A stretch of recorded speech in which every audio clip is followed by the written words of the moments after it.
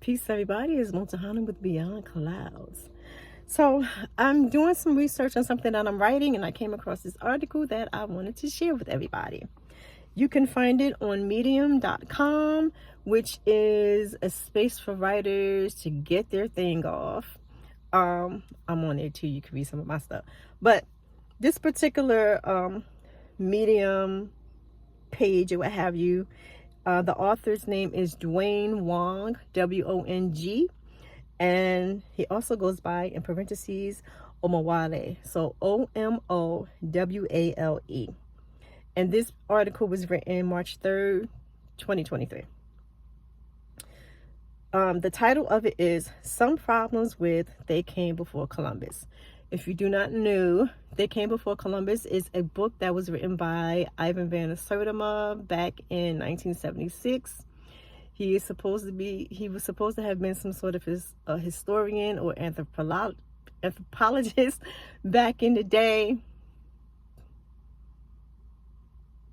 I got my thoughts on that.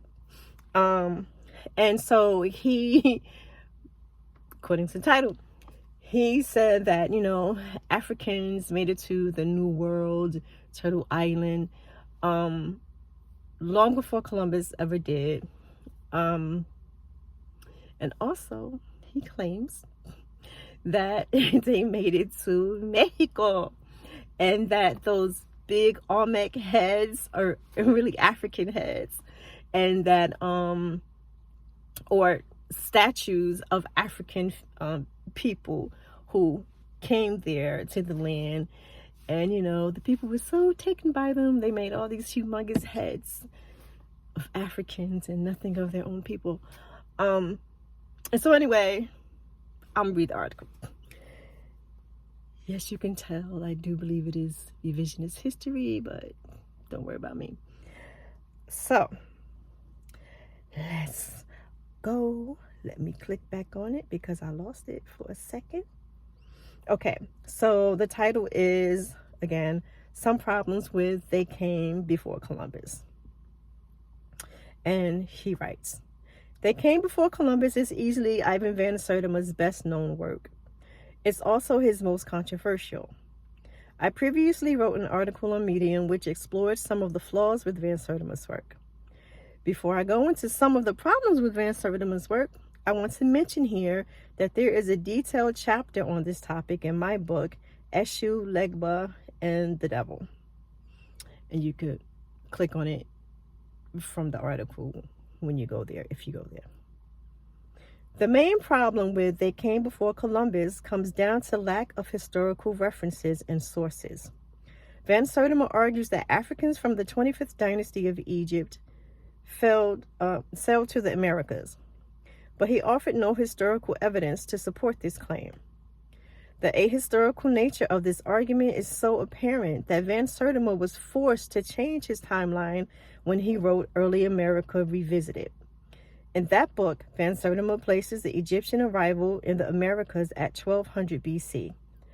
Early America Revisited is not as popular as They Came Before Columbus, but in some ways it is more significant because it shows that Van Sertima was forced to revise a lot of his claims to fit with new timelines regarding the development of the Olmec civilization. There are other problems which I raised in my book as well.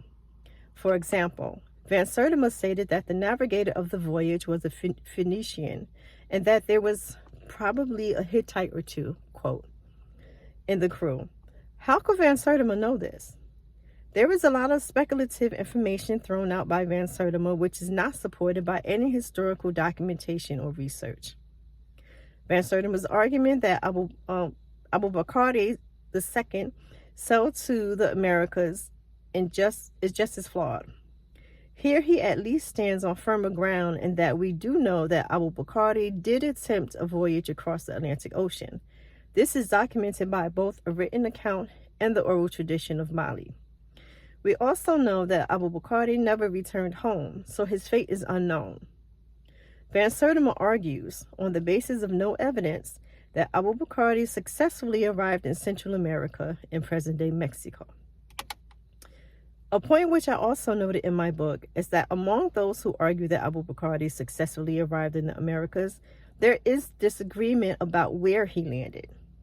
The historian Goussou, I don't know how to say his name, Gaoussou,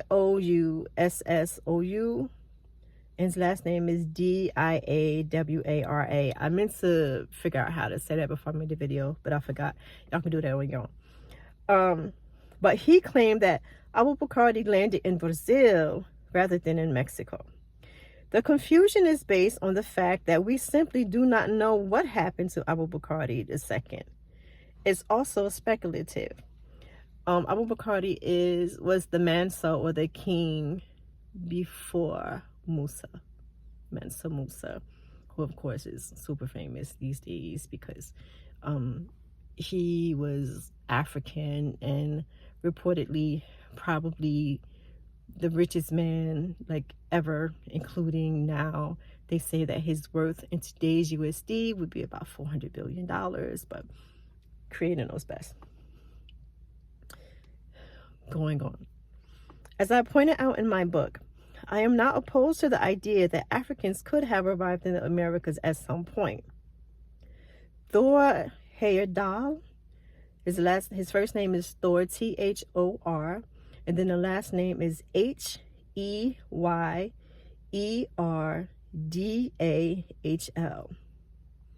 demonstrated that sailing to the Americas from West Africa in the type of boats which Africans had was possible, but West African civilizations at the time were generally not seafaring civilizations. I did give the example of the Bihagu, these words. So B for boy, IJAGO, people who were skilled at navigating. So I did give the example of the Bihagu, people who were skilled at navigating the ocean, but Van Sertima does not even mention them, which is curious since a stronger case could perhaps be made that a society which is noted for its seafaring capabilities would be more likely to make a voyage to the Americas. In my book, I conclude that Van Sertima's argument was a daring one which challenged certain assumptions about African history at the time. The book is very flawed, however, and should not be viewed as a serious historical study. The problem is that this is precisely how many have viewed Van Sertima's book, for sure. One of the reasons why I remain critical of They Came Before Columbus is not only because of its flawed arguments, but it has become the basis for an entire pseudo-historical movement based on this notion that African Americans were already in America before the slave trade. This is not a claim which Van Sertima was making at all, but unfortunately, this idea of a black presence prior to Columbus has led to a number of these pseudo-historical claims. Lord Jamar, a member of Brand Nubian who once rapped about going back to Africa, claimed that he looks more Mayan than African. Hidden Colors is a documentary filled with historical errors. One of the most glaring examples of this was its discussion of the African voyage in the Americas. The documentary features Kaba Kamin claiming that the 18th dynasty of Egypt could be tracked to the Mississippi River in America. There is no evidence of this. This wasn't even an argument which Van Sertima made. Umar Johnson is also featured claiming that Africans were traveling back and forth to the Americas long before Columbus. There is no evidence of this either. This is why Walter Rodney pointed out in How Europe Underdeveloped Africa that, quote, if any African canoes reached the Americas, as is sometimes maintained, they did not establish two-way links. The ultimate problem with They Came Before Columbus is that it helped to popularize a feel-good approach to pseudo-history in which African people create ahistoric narratives of our history which help us to either escape from our African identity or help us cope with the trauma of slavery. It feels better for some to think that their ancestors were already in America than to deal with the reality of the Middle Passage. This feel-good approach also requires little work or historical research. I am certainly not suggesting that this was Van Sertima's intent, but it has been the unfortunate product of his famous work. Oh, people. Oh, people. Listen, it's true. There is so much pseudo history that swirls around the African American community, and it's just utterly ridiculous. Like, there's never ever any hey, let me check this out, let me see if this makes sense. That there's never any of that. It's just like, we were here before white people, we did this before white people, we did that before white people. And it annoys me just as somebody who loves history and who I understand the importance of evidence. I mean, you know, you can't just take some information, something somebody said, and run with it. It's as bad as people who say, well, that's what my grandmama said. And you're like, yeah, but that don't make sense because XYZ. But that's what my grandmama said. Yeah, but it don't make sense. It don't add up because this was happening. Well, that's what my grandmama said. You saying my grandmama lied? And then, you know, they try to make it into this whole big thing instead of just going and doing the research. Reading is fundamental, y'all. And you see this a lot. And even in professional settings where people claim to be historians or scholars or whatever the case may be.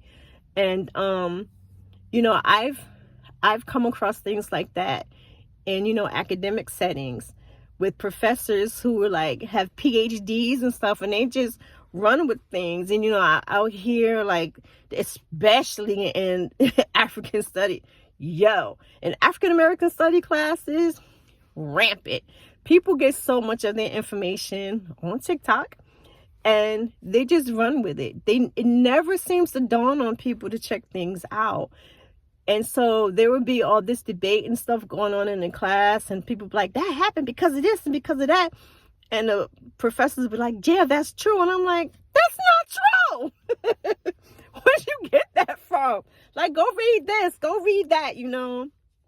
And it's just crazy. It's like so crazy. And I use this term sometimes, a lot of black people don't like, but I use this term sometimes about black supremacy. Again, African American community is rampant with black supremacists. Now, not supremacy in the sense of systemic, like we're not, you know, making any real, you know, dents in, you know, laws and stuff like that. But just in from a social perspective and a societal perspective, we're no different. By us, I mean them. We're no different than white supremacists that people are always talking about. Like, if you close your eyes, I've said before, if you close your eyes and listen to the average black person, you hear a fool that, you know, we stereotype to be like Donald Trump followers. One and the same, I'm telling you. You know, rip people off of their cultures, their heritage, their lineage, and just, you don't have to prove anything. It's just like, nope, that's ours. Like, how white is that? You know what I'm saying? And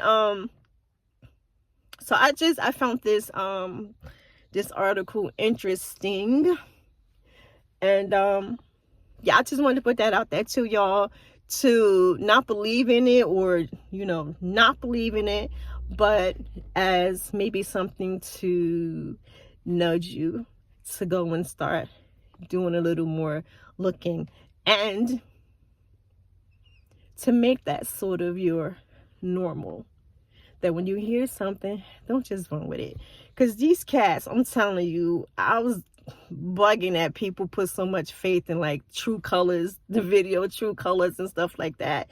And the other people that he mentioned in the article, whenever I hear them talk, I'll be wanting to rip my brain out and shake it. Because they be talking the wackest ish ever. that is easily, verifiably wrong, but people give them a platform and they don't have to prove themselves. And if you come to them and say, hey, can you prove yourself? They can't do it, so they're making it into a black-white thing, or you hate black men thing, or whatever the case is, rather than, yeah, whatever. Come with your proof. Come with your proof. As a Muslim, that's something that traditionally, there's a whole lot of Muslims that don't do that no more either, but traditionally, we have to have evidence. You can't just take some information like, word, and just keep it popping. That's not how it goes. You have to have proof. And especially when it comes to, again, robbing people of their heritage, of their lineage, of their culture. I'm a firm believer that white supremacy, it has such a stronghold. It's not because of white people. It's outside of the systemic stuff that, we gotta, fight through. But the everyday ish is because we keep it going. We keep it going. And we're always looking for a challenge or a way to prove, you ain't do this first. Like, everything was black people first. Like, come on, yo. Anyway, bye. Check it out.